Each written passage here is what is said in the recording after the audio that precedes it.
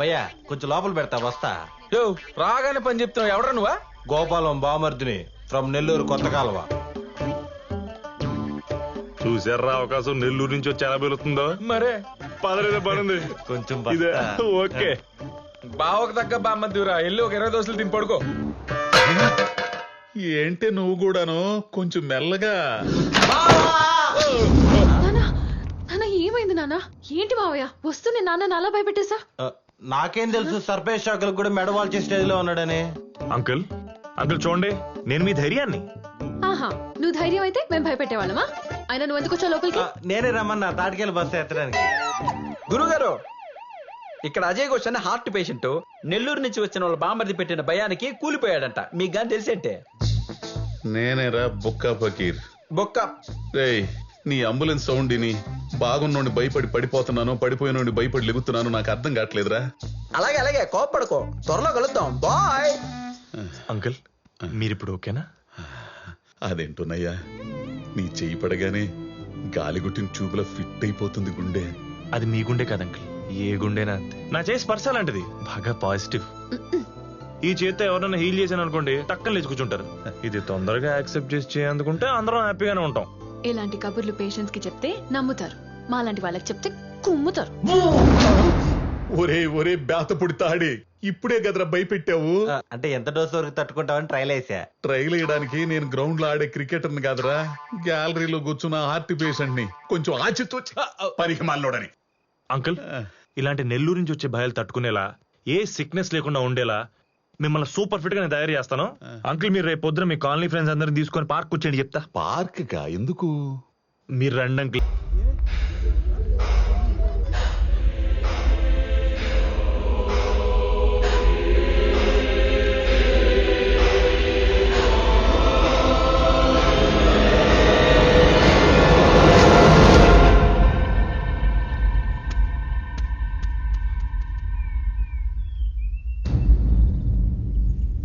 మా ఇద్దరివి సేమ్ జాతకాలని.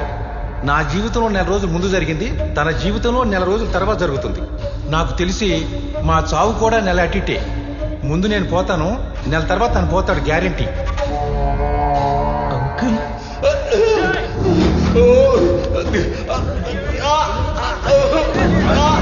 మళ్ళీ మొదటి కలిసాడ్రా బాబోయ్. బావా బావా బాడీని బండెక్కిచ్చేస్తున్నారంట. ఆఖరి చూపు చూస్తానంటే చెప్పు, శవాన్ని కిటికీ దగ్గర తెప్పిస్తా. నాన్న నాన్న తలుపు తీయండి, టాబ్లెట్ వేసుకోండి ముందు. ఏమండి,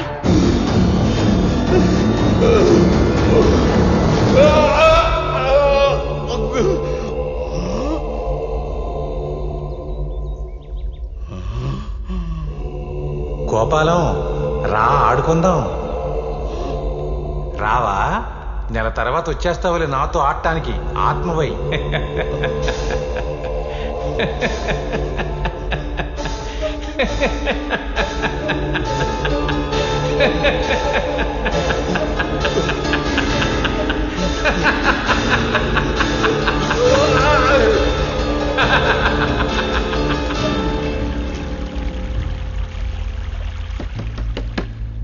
బావా బావా బాడీని బండెక్కిచ్చేస్తున్నారంట.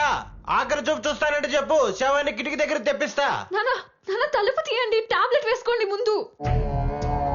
ఏమండి, మీరు అలా భయపడుతుంటే మాకు భయం వేస్తుందండి. పోనీ మనం ఈ ఊర్లో ఉండకుండా మన ఊరికి వెళ్ళిపోదాం. బయటికి రండి. ఏమైందా నా కొడుక్కి? ఏంటండి ఇది? ఆయన అసలే భయపడుతుంటే మీ మాటలతో ఇంకా భయపడి చంపేస్తున్నారు. అరే ఇంట్లో ధైర్యం ఇవ్వాల్సిన ఫ్యామిలీనే పెరికోండి చేసి భయపెడుతుంటే ఆయన దాక్కోకుండా ఉంటాడా? వీడేమో వచ్చి శవం అంటాడు, ఒకళ్ళు వచ్చి టాబ్లెట్ ఇస్తారు, ఇంకొకళ్ళు అయితే ఊరులు పారిపోతా ఉంటారు. ఏంటండి ఇది? చూడండి, మీరు భయానికి భయపడి ఎంత దూరం పారిపోతే అది మీకు అంత దగ్గర అవుతుంది, ఆయన మీకు అంత దూరం అవుతారు. అంకుల్ మీకేం కాదు, ఏమన్నా అయితే నేను హాస్పిటల్ తీసుకెళ్తాను, మీరు బయటికి రండి.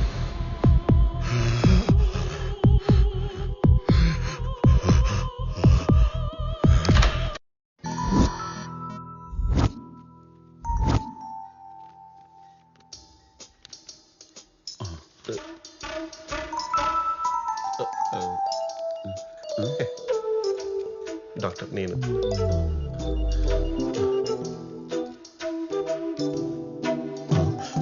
కొట్టలేదేంటి? హలో, ఇది పెట్టుకోవాలి కదా.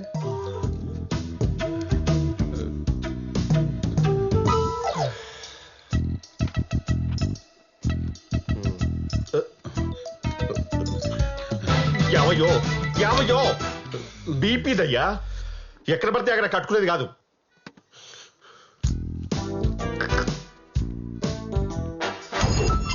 ఒరే సత్తుగా, మీ అక్కని కట్నం లేకుండా చేసుకున్నా కదరా, బాగానే చూసుకుంటున్నా కదా, నా కారు కూడా వాడుకుంటున్నావు కదా, మరి ఎందుకురా నీకు నేనేంట అంత కక్ష? ఈ కొత్త టర్కీ కొని తెచ్చావేంట్రా? బావ నువ్వేం భయపడకు, ఆయనకు అసలు ఏ రోగం లేదని నువ్వు చెప్తే చాలు. నేను చెప్పడమేంట్రా, ఆల్రెడీ రిపోర్ట్స్ ఉన్నాయి కదా. ఉన్నా నమ్మాలి కదా, మాలాంటి మామూలు మనుషులు చెప్తే నమ్మే క్యాండిడేట్ కాదు అక్కడ. డాక్టర్ తో చెప్పించుకుని 10 లక్షలు పోగొట్టుకుంటే తప్ప ఎక్కదా బుర్రకి. అంతే కదా, ఈ పగ ప్రతీకారం కమర్షియల్ సినిమా కథలేం లేవు కదా. నీ స్టెథోస్కోప్ మీద ఒట్టు.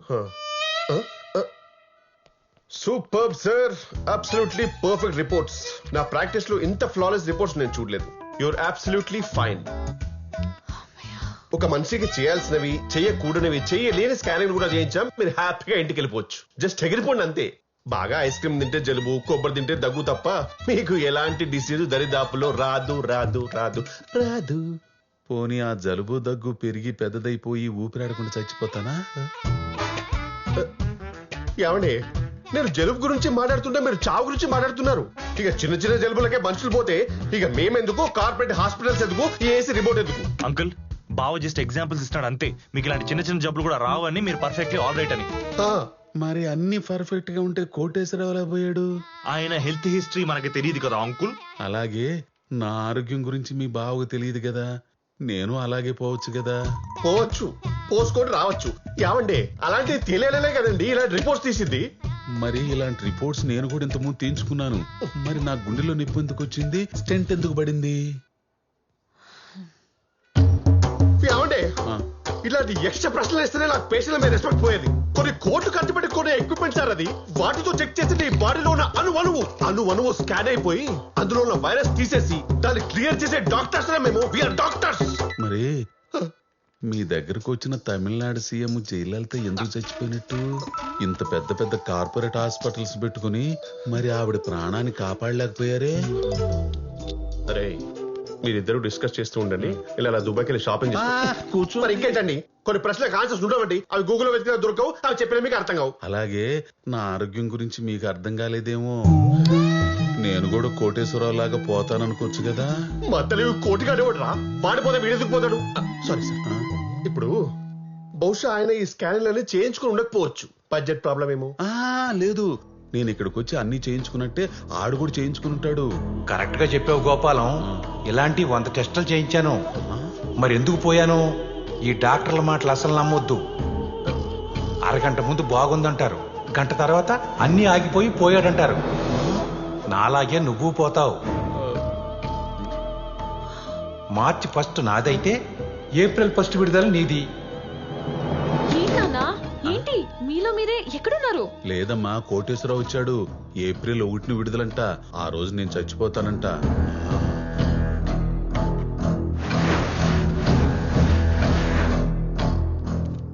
ముందు నుంచి నేను చెప్తున్నట్టు జరుగుతుంది చూసారా? కోటిగాని ఇన్సూరెన్స్ కట్టరా, పాలసీ తీసుకోరా అని 100 సార్లు అడిగాను. ఇప్పుడు ఏమైంది? బంగారం లాంటి ఆడు సాగు ₹1 లేకుండా వేస్ట్ అయిపోయింది. సార్, మీరు మాత్రం ఆడు చేసిన తప్పు చేయకండి సార్. నేను చేయనివ్వను. మీకోసం ఇన్సూరెన్స్ పేపర్లు తీసుకొచ్చాను, అర్జెంట్గా కట్టండి. లేదు కట్టనంటారా? ఏమో, తెల్లారితే సావొత్తే రావచ్చు కాదండి, వచ్చేసింది. ఏం చేస్తారు? ఆ కోటిగాడి ఫ్యామిలీకి మీ ఫ్యామిలీ కూడా రోడ్డు పడుతుంది. మరి అప్పుడేం చేస్తారు? అంటే ఏంటని మీ ఉద్దేశం? నేను ఖచ్చితంగా కోటి చెప్పినట్టే చచ్చిపోతానా?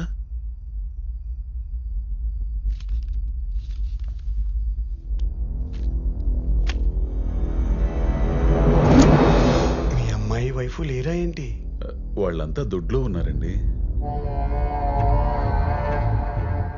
మీరు చచ్చిపోతారైతే అరవకు. గుండు నుంచి గుండె దాకా అన్ని మ్యాచ్ అయినప్పుడు మరణం మ్యాచ్ అవుతా అవుతుంది గోపాలం. కానీ నేను ఫోర్స్ చేశాను చెప్పకే. మీ మనస్సాక్షిని అడిగి అది ఊ అనమంటే ఊ అనండి. ఊ అనండి, ఊ అను. సపోజ్ మార్నింగ్ మన ఇద్దరం వాకింగ్కి వెళ్ళాం. నడుస్తూ నడుస్తూ మీరు పడిపోతారు. పడిపోతారా? పిట్టరాలినట్టు రాలిపోతారా? ఊ కాదు, నా సాటిస్ఫాక్షన్ కోసం రాలిపోతాను అనండి. రాలిపోతాను. రాలిపోతాను అనండి. రాలిపోతాను. ఎక్సలెంట్. రేపు మార్నింగ్ 10 lakhs రెడీ చేసుకోండి. ఇంట్లో వాళ్ళు చెప్పొద్దే, ఇది మన ఇద్దరి మధ్యలో ఉండాలి. ఆ తర్వాత రాలిపోతుంది కానీ.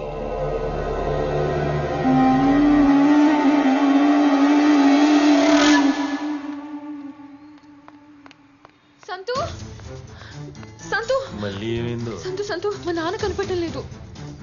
ఏంటి కనబట్టలేదా? అవును, ఎక్కడికి వెళ్ళారో తెలియట్లేదు. ఓక నింపిన లారీ లాంటి మనిషి ఎక్కడికి వెళ్ళిపోతాడు? అది నువ్వే చెప్పాలి మరి. అదేంటి నాకు మీ ఇంటి దగ్గర ఉండే కదా మూర్తి గారు ఫోన్ చేసింది, అది దగ్గరికి వెళ్ళాడేమో.